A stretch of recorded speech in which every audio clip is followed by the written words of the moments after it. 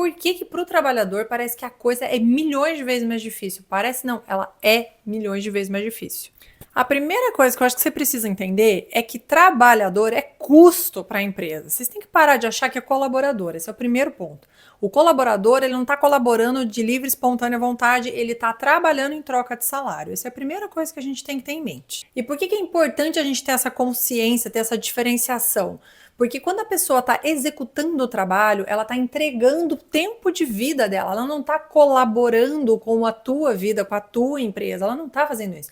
Ela está trabalhando em troca de algo que ela espera que ela receba, no caso o salário. Isso é trabalho. E a gente também tem que ter consciência de que nós não vivemos em um momento separado da história do Brasil. Eu quero que vocês se lembrem que a gente teve uma reforma trabalhista em 2017.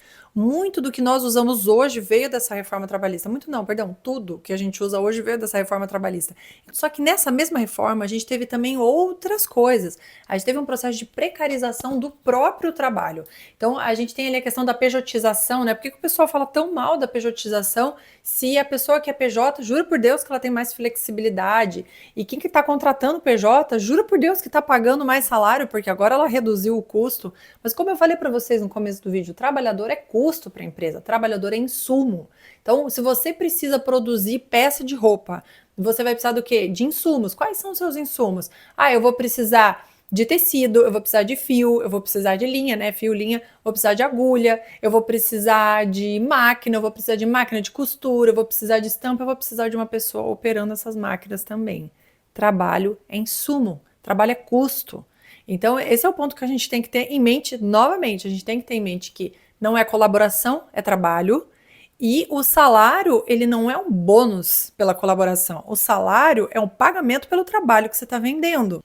E a maior balela que um trabalhador pode ouvir e acabar acreditando é essa história que se falou muito em 2017. Que se eventualmente a gente conseguisse ter um processo de pejotização, os custos trabalhistas não seriam tão altos para o empresário, então o empresário conseguiria pagar um pouquinho a mais de salário. Mas como eu falei para vocês, trabalho é custo. Não é porque ele está recebendo, ele está precisando pagar menos imposto ou qualquer outra coisa que vai fazer ele ter que pagar menos para a tua força de trabalho, isso não quer dizer que ele vai te dar mais salário. Isso quer dizer que um dos insumos que ele estava usando para trabalhar, que ele estava usando para operar, ficou mais barato, melhor para ele. Isso quer dizer que ele vai contratar mais trabalhador? Não, não quer dizer que ele vai contratar mais trabalhador. Porque se ele vê que ele já está operando o máximo, que não tem necessidade de ele botar uma pessoa a mais, vantagem para ele. Quer dizer que para ele ter aqueles trabalhadores que já estão na quantidade ótima que ele precisa, ele não precisa mais pagar tanto. Agora ele pode pagar menos, ele pode manter o salário, ele aumentou o lucro dele agora, ele tem maior probabilidade, maior chance de conseguir atingir um lucro maior. Não necessariamente ele vai contratar mais pessoas e muito menos aumentar o seu salário. Então você percebe? Percebe que a flexibilização ela transferiu para o trabalhador uma série de responsabilidades que era do próprio empresário e ainda aumentou a margem de lucro. Então, na verdade, a gente já vem de um processo que é um processo já de flexibilização, é um processo de fragilização do trabalhador e se a gente olhar com o olhar econômico, a gente vai ter consciência disso. Então, a partir do momento que a gente conseguiu olhar isso, que a gente conseguiu ter essa consciência do nosso contexto, eu quero mostrar para vocês um painel que muito provavelmente muitos de vocês já acessaram. Esse aqui é o painel da PNAD contínua. Ó, quando você acessa o painel, eu já acessei aqui direto, você tem a opção de escolher o tema aqui do lado, mercado de trabalho, população, educação, acesso TV, internet, celular. Aqui você tem data, né? Pode escolher qual época que você quer olhar. Ó, a gente tem lá desde 2012 aqui no painel. Recorte, né? Por unidade da federação, ou se você quer o Brasil todo. Então, por exemplo, vou colocar Brasil aqui. Ali, pela unidade da federação, você poderia colocar qual estado que você quer, né? Se você fosse por unidade da federação, aqui a gente vai olhar valores do Brasil todo.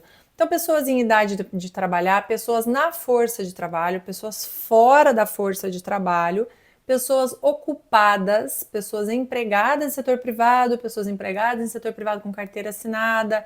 Veja só, né? A gente já tem uma diferença. Enfim, pessoas do setor público, pessoas informalmente, nível de ocupação, desocupadas, taxa de desocupação. E aqui, eu quero mostrar uma coisa para vocês. Então, vamos aqui para 2026, primeiro trimestre, taxa de desocupação. Veja só, ela está 6,1%.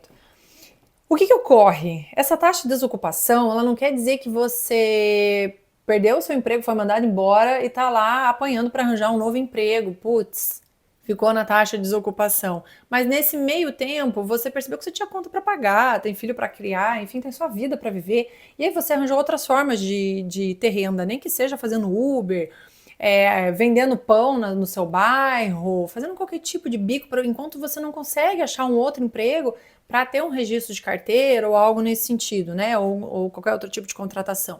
Só que enquanto você está fazendo isso, você não está entrando na taxa de desocupação. Essa taxa de desocupação são pessoas que efetivamente não estão empregadas, não estão contratadas em nenhum lugar e não têm de onde tirar renda. Isso é a taxa de desocupação.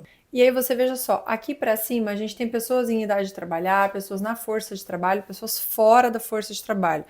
Então, é isso que eu comentei com vocês. Já se considera estar na força de trabalho a pessoa que está conseguindo ter algum tipo de renda, mesmo que essa renda não venha de um emprego formal, de carteira assinada, entende?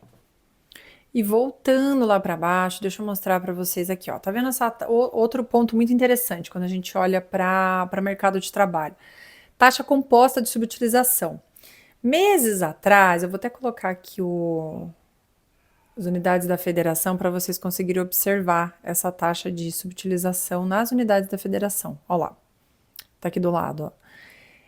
Talvez vocês não se lembrem, ou algumas pessoas viram, outras não, mas meses atrás eu tinha colocado aqui para vocês esse mapa, ó, a lei do desemprego, a subutilização do trabalho. Então, o que é essa subutilização do trabalho? Ela soma, né, quem está desempregado, quem trabalha menos horas do que gostaria e quem simplesmente desistiu de procurar emprego porque não consegue encontrar, ou, né, eventualmente ali que gostaria de trabalhar. Vamos só por curiosidade tentar olhar aqui como que estava em 2017. Vamos ver o final de 2017 ali, terceiro trimestre de 2017. Olha lá, 2017, terceiro trimestre. Então a gente estava em 12,5%. Isso daqui foi ali aproximado ao período que fizeram a aprovação dessa reforma trabalhista. Aí você veja só, os caras acharam que 12,5% é um nível de desocupação, né, muito alto. Então a melhor forma de você trabalhar, né, resolver esse, olha o de subutilização, 23,9%. Os caras acharam que a melhor forma de você resolver esse nível de desocupação não era você investir em produção, não era você investir em emprego, não era você fazer estímulo no mercado de maneira geral, não era nada disso, não era tipo de investimento governamental. O melhor mesmo era ampliar o lucro do empresário para ele poder gastar em outras coisas, né? E 2 anos depois, o que aconteceu? Nada. Continuou em 11,9%. E aí depois a gente vê o maravilhoso período da pandemia, 14,9%. Aparentemente a reforma trabalhista não serviu para nada, né? E a gente vai um ano depois, 12,7%. Aliás, olha a taxa composta de subutilização aqui embaixo, 26,6%. Quer dizer, queria o quê com essa reforma trabalhista? Não queria nada. Não queria nada. Não, queria mais lucro para o empresário. E aí, se a gente vai para 2022, terceiro trimestre, já começa a melhorar um pouquinho, 8,7%, mas isso aqui vocês já sabem, né? A gente não. 7,7% em 2023. Vamos ver 2024 novamente. A gente já sabe que foi melhorando, 6,4%. 2025, 5,6%. Parece que o ideal, então, realmente não era flexibilização de lei trabalhista, né? Talvez o ideal fosse investimento mesmo. E quando a gente olha para salário? Vamos olhar para salário? Vamos ver como que está o pagamento, quais são os pagamentos que as pessoas recebem e como isso também pode impactar? Ó, então se a gente for ali para a renda média do brasileiro, né? Essa é uma matéria do G1, saiu no dia 8 de maio agora, de 2026. E aqui a gente está olhando para o gráfico do crescimento da renda média do brasileiro ao longo do tempo, também lá de 2012 até 2025. Então, esse mais escuro é o trabalho, né? Rendimento médio, considerando outras fontes também, e outras fontes, pessoas que recebem sem o trabalho efetivamente. Então, você veja só, para quem não tem registro de trabalho, então a renda média, ela ainda fica bem, né? Tipo, ela fica acima do salário mínimo, pelo menos.